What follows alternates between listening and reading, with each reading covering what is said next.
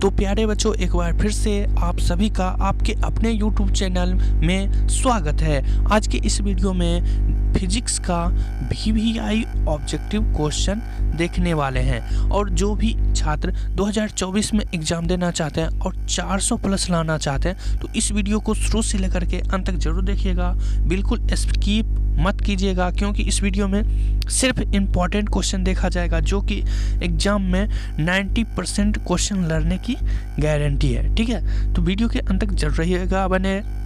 तो देखिए मेरे प्यारे बच्चों, क्वेश्चन नंबर 1 कह रहा है प्रकाश किस प्रकार का तरंग है। प्रकाश किस प्रकार का तरंग है? ऑप्शन नंबर ए अनुप्रस्थ, ऑप्शन नंबर बी अनुदैर्ध्य, ऑप्शन नंबर सी दोनों, ऑप्शन नंबर डी इनमें से कोई नहीं। तो देखिए प्यारे बच्चों, यहाँ पर इसका आंसर जो हो जाएगा ऑप्शन नंबर ए अनुप्रस्थ हो जाएगा। प्रकाश किस प्रकार का तरंग है? तो अनुप्रस्थ तरंग है। चलिए प्यारे बच्चों, क्वेश्चन नंबर 2 अब देख लीजिए। क्वेश्चन नंबर 2 कह रहा है, देख लीजिए, कांच का अपवर्तनांक कितना होता है? कांच का अपवर्तनांक प्यारे बच्चों कितना होता है? तो 1.5 हो जाएगा। कांच का अपवर्तनांक कितना होता है? 1.5। राइट आंसर क्या हो जाएगा? 1.5। चलिए नेक्स्ट क्वेश्चन देख लेते हैं प्यारे बच्चों। Question number 3। अब देखिए क्वेश्चन नंबर 3 क्या कह रहा है? बर्फ का अपवर्तनांक कितना होता है? अब देखिए बर्फ का जो अपवर्तनांक हो जाएगा वो हो जाएगा 1.31। ऑप्शन नंबर क्या हो जाएगा? बी। प्यारे बच्चों क्या हो जाएगा? बर्फ का अपवर्तनांक 1.31। चलिए नेक्स्ट क्वेश्चन देख लेते हैं। Question number 4। देखिए क्वेश्चन नंबर 4 क्या कह रहा है प्यारे बच्चों, देख लीजिए। कह रहा है प्रकाश के अपवर्तन का नियम कौन दिया था? प्रकाश के अपवर्तन का नियम कौन दिया था? Option number A Faraday, option number B Newton, option number C Coulomb, option number D Snell. तो देखिए प्यारे बच्चों, प्रकाश के अपवर्तन का नियम कौन दिए थे? तो स्नेल ने दिए थे। ऑप्शन नंबर क्या हो जाएगा? D snail. प्रकाश के अपवर्तन का नियम कौन दिए थे प्यारे बच्चों? स्नेल। चलिए नेक्स्ट क्वेश्चन देख लेते हैं। क्वेश्चन नंबर 5 नंबर क्वेश्चन दिखाई दे रहा होगा, देख लीजिए। कह रहा है यदि अवतल दर्पण से बने प्रतिबिंब की ऊंचाई ए तथा बिंब की ऊंचाई बी हो तो आवर्धन। अब देखिए आवर्धन बराबर क्या होता है प्यारे बच्चों? देखिए क्या होगा? प्रतिबिंब की ऊंचाई। ठीक है, यहाँ पर हम लिख देते हैं एम बराबर, यानी कि आवर्धन बराबर प्रतिबिंब की ऊंचाई बटे बिंब की ऊंचाई। अब देखिए प्रतिबिंब की ऊंचाई क्या है? प्रतिबिंब की ऊंचाई ए है और बिंब की ऊंचाई क्या है? बी है। तो क्या हो जाएगा प्यारे बच्चों? ऑप्शन नंबर क्या हो जाएगा? ए हो जाएगा, ए बटे बी। चलिए इसका आंसर देख लेते हैं, क्या हो जाएगा? ए बटे बी। चलिए नेक्स्ट क्वेश्चन देख लेते हैं प्यारे बच्चों। देख लीजिए 6 नंबर क्वेश्चन यहाँ पर देखिए कह रहा है, 6 नंबर कह रहा है कि यदि प्रकाश की किरणें सघन माध्यम से विरल माध्यम में प्रवेश करे तो ऑप्शन नंबर ए अभिलंब से दूर हट जाती है, ऑप्शन नंबर बी अभिलंब की ओर मुड़ जाती है, ऑप्शन नंबर सी बिना विचलित हुए सीधे निकल जाती है, ऑप्शन नंबर डी इनमें से कोई नहीं। देखिए सघन माध्यम से अगर विरल माध्यम में जाएगा प्यारे बच्चों तो वो जो है वो अभिलंब से दूर हट जाएगा। ठीक है, ऑप्शन नंबर क्या हो जाएगा? ए हो जाएगा। चलिए प्यारे बच्चों क्वेश्चन नंबर 7 देख लेते हैं। 7 नंबर क्वेश्चन यहाँ पर देख लीजिए, कह रहा है ट्रांसफार्मर एक युक्ति है जो ट्रांसफार्मर जो एक युक्ति है वो ऑप्शन नंबर ए एसी को डीसी में बदलती है, ऑप्शन नंबर बी डीसी को एसी में बदलती है, ऑप्शन नंबर सी डीसी वोल्टता को बढ़ाने के लिए, ऑप्शन नंबर डी एसी वोल्टता को बढ़ाती या घटाती है। तो देखिए प्यारे बच्चों, ट्रांसफार्मर एक ऐसी युक्ति होती है जो एसी वोल्टता को बढ़ाती भी है और घटाती भी है। इसलिए इसका आंसर जो हो जाएगा ऑप्शन नंबर डी हो जाएगा, एसी वोल्टता को बढ़ाती या घटाती है। इसलिए इसका आंसर क्या हो जाएगा? Option number D. देखिए प्यारे बच्चों अब देख लेते हैं क्वेश्चन नंबर 8 नंबर क्वेश्चन यहाँ पर देख लीजिए। 8 नंबर क्वेश्चन कह रहा है, देख लीजिए, कह रहा है स्पेक्ट्रम में सबसे निचले भाग पर कौन सा रंग होता है? अब देखिए स्पेक्ट्रम ये आप लोग 9th 10th में भी पढ़े होंगे। तो देख लीजिए ऑप्शन नंबर ए कह रहा है लाल, ऑप्शन नंबर बी कह रहा है बैगनी, ऑप्शन नंबर सी कह रहा है हरा, ऑप्शन नंबर डी कह रहा है पीला। ठीक है, पीला।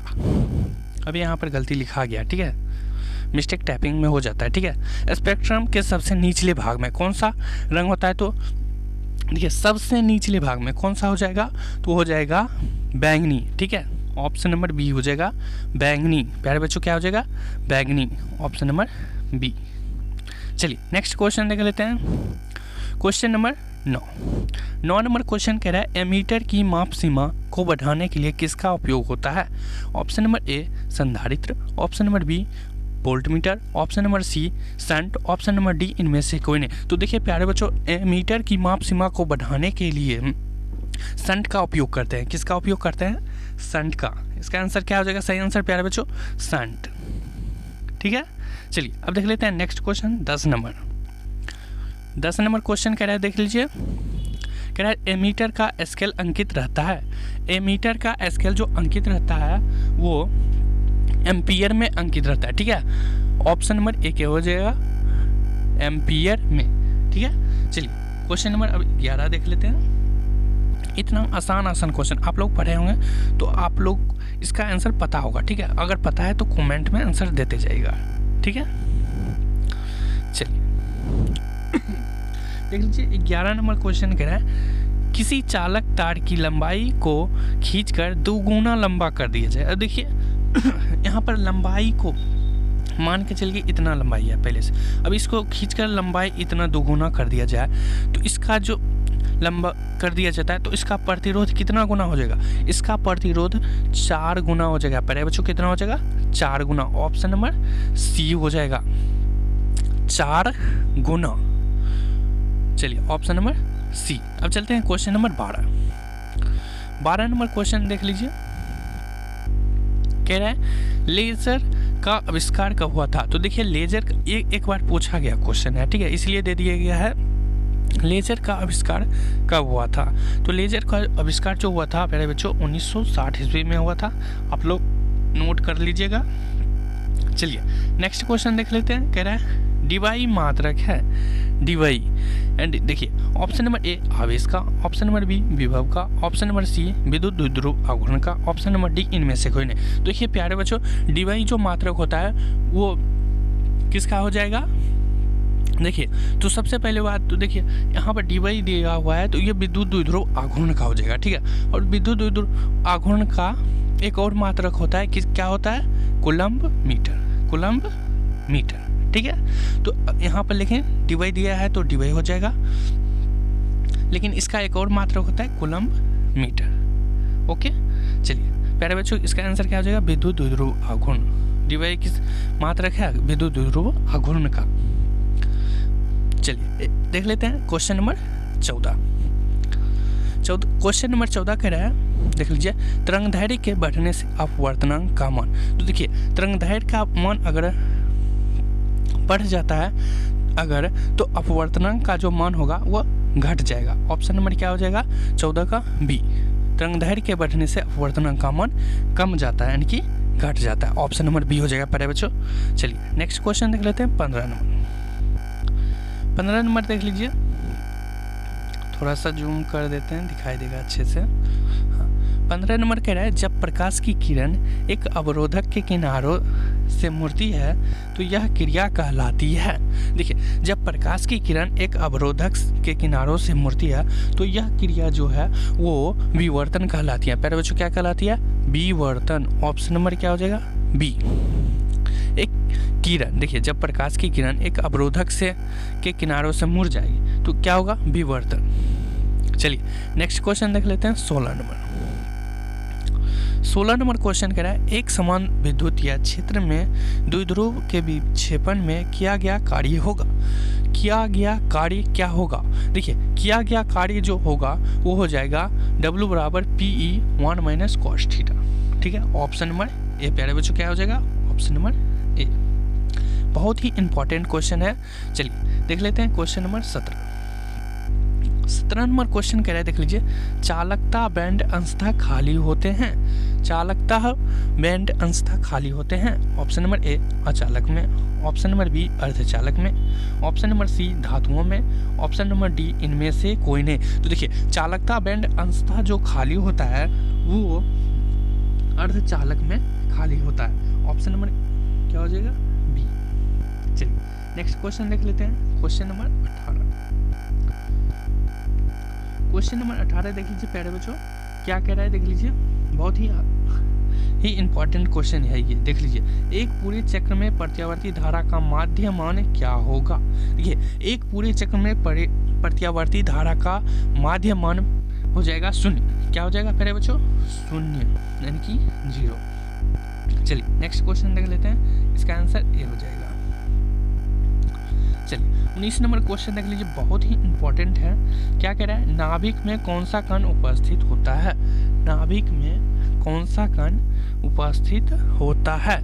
Option number A electron, option number B proton, option number C neutron, option number D B और सी दोनों। तो देखिए, नाभिक में कौन से कण उपस्थित होते हैं? प्रोटॉन और न्यूट्रॉन दोनों। इसलिए इसका आंसर क्या हो जाएगा प्यारे बच्चों? बी और सी दोनों। इसलिए इसका आंसर राइट क्या हो जाएगा? Option number D. चलिए नेक्स्ट क्वेश्चन देख लेते हैं। नेक्स्ट क्या कह रहा है, देख लीजिए। प्रकाश तंतु संचार निम्न में से किस घटना पर आधारित है? देखिए, प्रकाश तंतु संचार निम्न में से किस घटना पर आधारित है प्यारे बच्चों? तो देखिए, ये किस घटना पर आधारित हो जाएगा? तो ये हो जाएगा प्रकीर्णन। नहीं, प्रकीर्णन तो नहीं हो, पूर्ण आंतरिक परावर्तन। ठीक है, ऑप्शन नंबर ए हो जाएगा पूर्ण आंतरिक परावर्तन। ऑप्शन नंबर ए, ऑप्शन उल्टा पुल्टा हो गया। ठीक है, ऑप्शन नंबर ए। चलिए नेक्स्ट क्वेश्चन देख लेते हैं। क्वेश्चन नंबर 21 क्या है? कह रहा है निर्वात में प्रकाश की चाल कितनी होती है? देखिए, निर्वात में प्रकाश की चाल जो होगा वो हो जाएगा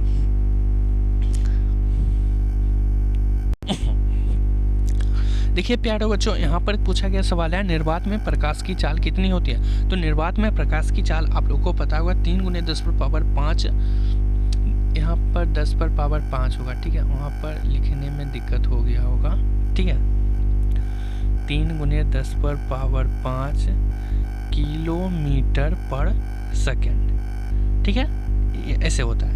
तो ये आप लोग ध्यान में रखिएगा, किलोमीटर पर second. Option number B right answer हो जाएगा। ठीक है, चलिए नेक्स्ट क्वेश्चन देख लेते हैं। कह रहा है, देख लीजिए, निकट दृष्टि दोष का निवारण होता है।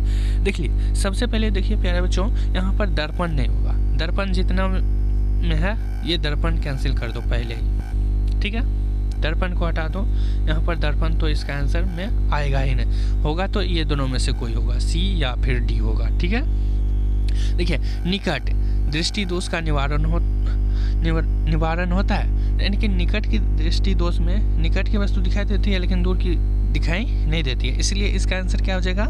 ऑप्शन नंबर सी अवतल लेंस। भाई इसका क्या हो जाएगा? अवतल लेंस। ऑप्शन नंबर सी। चलिए नेक्स्ट कह रहा है सीजियम का दहली तरंगधैर्य होता है।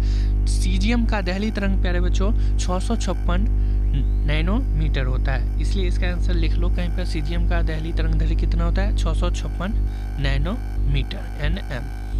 ठीक है, चलिए नेक्स्ट क्वेश्चन देख लेते हैं। 24 नंबर क्वेश्चन कह रहा है प्यारे बच्चों, थॉमसन विधि द्वारा इलेक्ट्रॉन ज्ञात किया जाता है। थॉमसन विधि द्वारा इलेक्ट्रॉन का ज्ञात किया जाता है आवेश तथा द्रव्यमान का अनुपात। ऑप्शन नंबर क्या हो जाएगा प्यारे बच्चों? Option number D. चलिए अब 25 नंबर क्वेश्चन देख लीजिए। कह रहा है 25 नंबर, यहाँ पे थोड़ा सा जूम अब दिखाई दे रहा होगा। किसी आवेशित वस्तु पर 1 कूलम आवेश होने के लिए उसमें से निकाले गए इलेक्ट्रॉन की संख्या होगा, उसमें से निकाले गए इलेक्ट्रॉन का जो संख्या होगा वो हो जाएगा 6.25 × 10⁻18। ठीक है, 10⁻18 है, ये 10⁻−19 है, 10⁻23 है, ऐसे करके। ठीक है, ऑप्शन नंबर क्या हो जाएगा 25 का प्यारे बच्चों? ये। चलिए नेक्स्ट क्वेश्चन देख लेते हैं। 26 नंबर देख लीजिए। कह रहा है एक बंद पृष्ठ के अंदर एक विद्युत द्विध्रुव स्थित है। बंद पृष्ठ से निर्गत कुल विद्युत फ्लक्स हुआ। यहाँ पर क्या पूछा जा रहा है? विद्युत फ्लक्स। तो विद्युत फ्लक्स डायरेक्ट आप लोग सोच लो 0 हो जाएगा। ठीक है, चलिए नेक्स्ट देख लेते हैं। 27 नंबर क्वेश्चन कह रहा है 1 माइक्रोफैराड बराबर डैश फैराड। 1 माइक्रोफैराड बराबर होता है 10⁻⁻6। ठीक है, 10⁻⁻6। चलिए यहाँ पर अगर 2 रहता है तो आप लोग कमेंट में कर दीजिए इसका आंसर कितना हो जाएगा। चलिए अब 28 नंबर लिखते हैं प्यारे बच्चों। देख लीजिए कह रहा है निम्नलिखित में से कौन आवेश रहित कण है। आवेश रहित, ठीक है, आवेश रहित यहाँ पर पूछा जा रहा है। अल्फा कण, बीटा कण, प्रोटॉन या फोटोन। देखिए आवेश रहित यहाँ पर है, तो आवेश रहित क्या हो जाएगा किसमें, तो फोटोन में। ऑप्शन नंबर डी हो जाएगा, क्योंकि अल्फा कण पॉजिटिव होता है और बीटा कण भी निगेटिव होता है, लेकिन आवेश जो रहित होगा वो फोटोन हो जाएगा, ठीक है। इसलिए इसका आंसर क्या हो जाएगा, ऑप्शन नंबर डी फोटोन। चलिए अब देख लेते हैं 29 नंबर क्वेश्चन। कह रहा है एन प्रकार के अर्धचालक में मुख्य धारावाहक होते हैं, प्रोटॉन, व्हीवर, अल्फा कण या फिर इलेक्ट्रॉन। एन प्रकार के अर्धचालक में मुख्य धारावाहक जो होते हैं वो इलेक्ट्रॉन होते हैं। प्यारे बच्चों क्या हो जाएगा इसका आंसर, इलेक्ट्रॉन। चलिए नेक्स्ट क्वेश्चन देख लेते हैं, इसका आंसर डी हो जाएगा 30 नंबर। अब देखिए 30 नंबर क्वेश्चन कह रहा है अल्फा कण है, अल्फा कण यहाँ पर ऑप्शन नंबर डी, इलेक्ट्रॉन, विद्युत चुम्बकीय विकिरण, हीलियम नाभिक। अल्फा कण जो होता है वो हीलियम का नाभिक होता है। ऑप्शन नंबर क्या हो जाएगा प्यारे बच्चों, हीलियम नाभिक। अल्फा कण जो होगा वो हीलियम नाभिक होगा, ऑप्शन नंबर सी। तो ठीक है प्यारे बच्चों, आज भर के लिए बस इतना ही, मिलते हैं नेक्स्ट वीडियो में। और आप लोग ग्रुप से ज्वाइन हो जाएगा, आपको लिंक मिल जाएगा डिस्क्रिप्शन में, ठीक है। व्हाट्सएप ग्रुप से आप लोग जरूर ज्वाइन कर लीजिएगा।